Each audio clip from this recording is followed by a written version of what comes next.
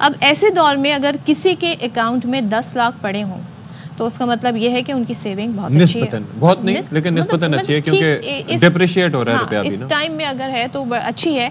लेकिन ये जो निकली है कहते हैं ना अकाउंट, ये हुआ क्या है, ये एक मुझे बताया जा रहा है कि बैगर हैं, उनके अकाउंट से फ़कीर हैं, उनके अकाउंट से ये 10 लाख रुपए के मामला है। इसके ऊपर एक सख्त समाअत हुई। अब समाअत में क्या हुआ कि समाअत में ये बताया गया कि इनके अकाउंट में जी पैसे रहे नहीं हैं।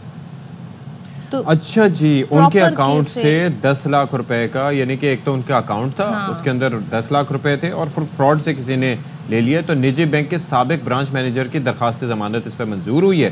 दौरान समाअत वकील सफाई ने मौक़िफ़ इख्तियार किया है कि फ़कीर दरिया खान के अकाउंट से 10 लाख रुपए का फ्रॉड किया गया है। अब वो बेघर है और हैदराबाद के मकामी शादी हॉल में रहता है और अदालत ने कहा कि एक फ़कीर का अकाउंट है, उसको भी नहीं छोड़ा। तो असगर उमर साहब हमारे साथ मौजूद हैं, उनसे ज़रा बात कर लेते हैं। असगर साहब, ये क्या मामला है? वैसे सिंध वगैरह की साइड में फ़कीर वैसे भी कर दिया जाता है, क्या ये उर्दू के सीगे वाला फ़कीर है वाक़ितन?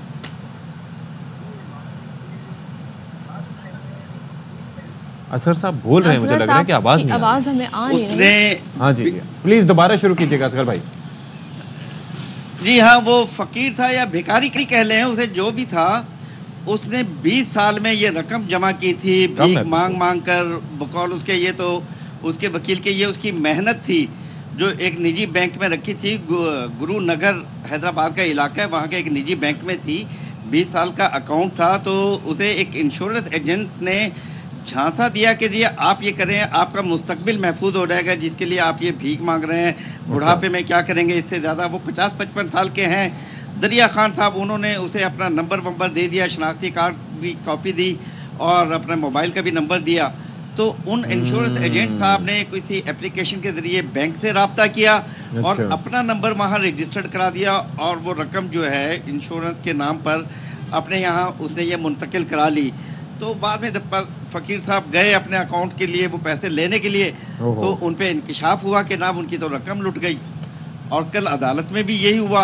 अमूमन तो ज़मानतों के केस लगते रहते हैं, मुजरिम वगैरह आते हैं, लेकिन जब पता लगा कि एक भिखारी के अकाउंट से रकम चली गई है, तो जस्टिस सलाउद्दीन पंवर साहब थे, वो भी इंतहाई हैरत में चले गए। पूरा कमरा अदालत में जो लोग थे, हाई कोर्ट में पहुंच गया मामला, यहाँ तक आ गई है जी, हाई कोर्ट में पहुंच गया और मामला यहाँ तक आ गया कि फ़कीरों से जो मांग कर रहे हैं, उनको भी चीट किया जा रहा है, उन्हें भी धोखाधड़ी की जा रही है। क्या महंगाई आ गई है, क्या मुआशरा आ गया है, क्या बैंक मैनेजर मुलव्वस थे क्या इसमें? का शेर ये तरीक़ेकार हुआ कैसे? क्योंकि अकाउंट में तो हम लोग सब तसव्वुर करते हैं कि हमारी रकम महफूज होती है, तो ये हुआ कैसे फ्रॉड या कैसे? ये हुआ ऐसे है कि कुछ बैंकों के इंश्योरेंस कंपनियों के साथ कॉन्ट्रैक्ट हैं कि अगर आप यहाँ से इंश्योरेंस कराएंगे तो रकम खुद ब खुद डिडक्ट हो जाती है। तो अच्छा। उस बैंक में किसी इंश्योरेंस कंपनी का जो वहाँ पर अकाउंट था या वहाँ पर डीलिंग थी, तो उन भिखारी साहब दरिया खान साहब को जितना इल्म होगा, जितना नॉलेज इंग्लिश होगी उनकी, उन्हें कॉन्ट्रैक्ट बताया कि जी आपका मुस्तकबिल महफूज होगा। तो ये डिजिटल तरीके से ये फ्रॉड किया गया है कि उनके नंबर लिया गया, उनका शनाख्ती कार्ड, उनकी सिम वगैरह का नंबर लिया गया मोबाइल, और उसकी जगह अपना नंबर दे दिया गया कि जी मैं दरिया खान हूँ, ये मेरा नंबर है, और ये रकम उधर शिफ्ट होती रही है।